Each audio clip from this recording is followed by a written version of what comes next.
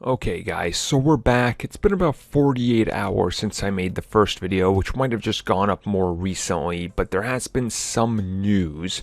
So let's update you guys on what happened with Marvel TV and those details that we could all sort of see were missing out of the story, but now we know more on why they were cut and what was happening with Marvel TV, and ultimately probably why Iron Fist and the Defenders ended up being as mediocre as they were. So just for the sake of this, for people that might be new or trying to figure out what the difference is, Marvel Studios had nothing to do with the TV side of things. Kevin Feige was never involved.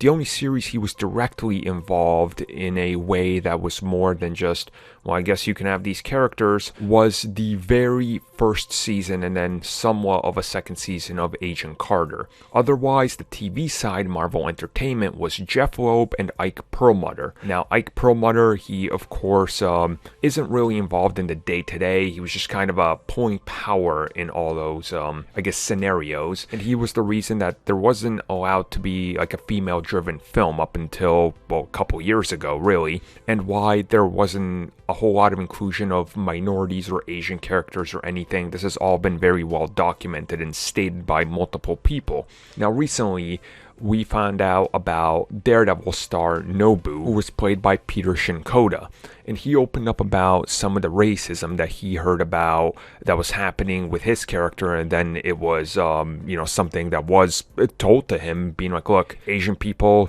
don't matter, don't care about them, nobody's gonna watch if there's Asians in them. And that was coming from Jeff Loeb, the guy running Marvel TV. And then, we found out just recently, actually, more updates on this that kind of give you a better light into what was happening. And essentially, Nobu and Madame Gao were supposed to be set up as the big bads and really the kind of, the central piece of the Defenders. The story was going to be more of that type of story involving the Hand.